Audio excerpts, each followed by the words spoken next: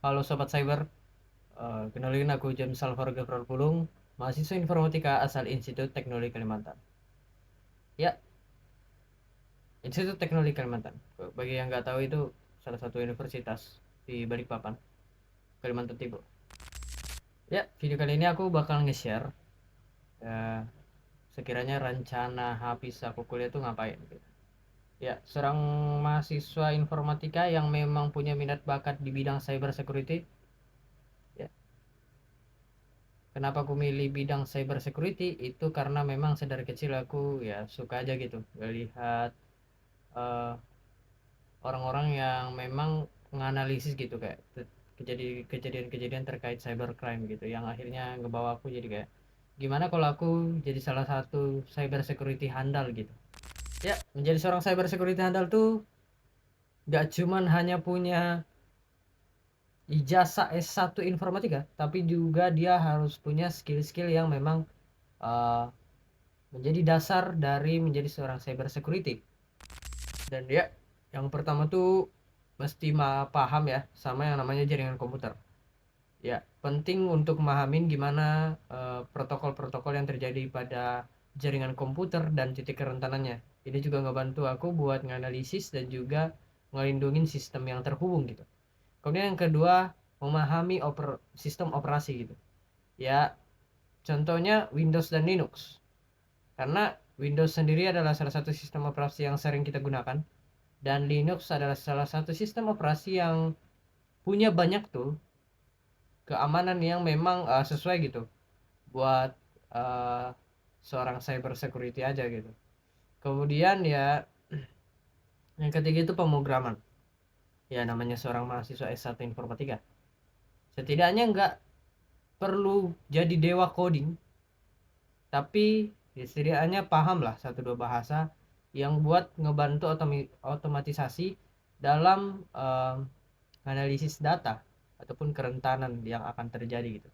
Dan juga buat bisa membuat tools-tools sederhana terkait keamanan gitu. Kemudian yang keempat tuh memahami konsep dari keamanan itu sendiri ataupun security konsep gitu. Ya, jadi seorang cyber security handal tentu harus memahami prinsip dasar dari keamanan seperti ya manajemen risiko, kemudian ada kriptografi, kemudian mengidentifikasi itu jadi salah satu inti eh, dari memahami gitu kan segala hal yang akan terjadi gitu. Kemudian yang kelima, analisis malware ataupun jadi forensik digital gitu.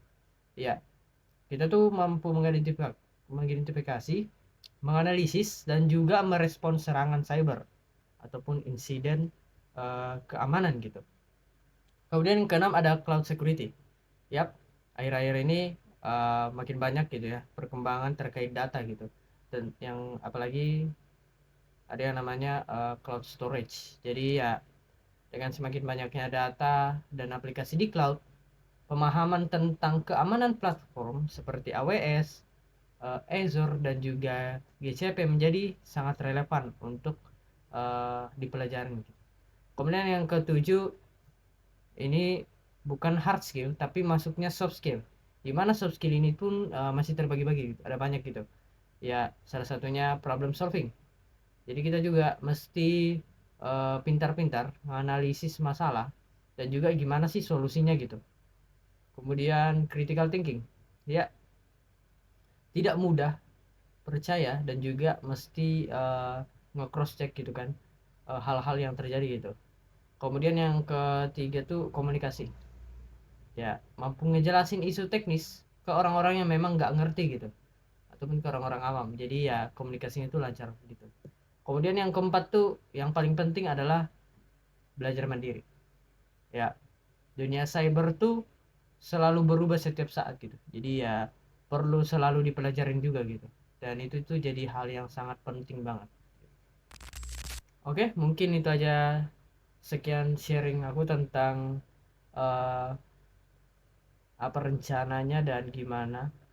Oh ya, untuk rencana sendiri sekiranya mungkin aku bakal coba magang dulu di tempat-tempat yang memang relevan sesuai dengan minat bakatku ataupun sesuai cita-cita yang bakal ku capai setelah lulus nanti, dan juga ya tentunya sembari uh, melakukan hal tersebut, sembari menjalani kuliah pun aku juga harus mengembangkan skill-skill yang diperlukan gitu. Oke, sekian dan jangan lupa like karena itu mendukung video ini. See you guys dan stay safe online. Bye bye.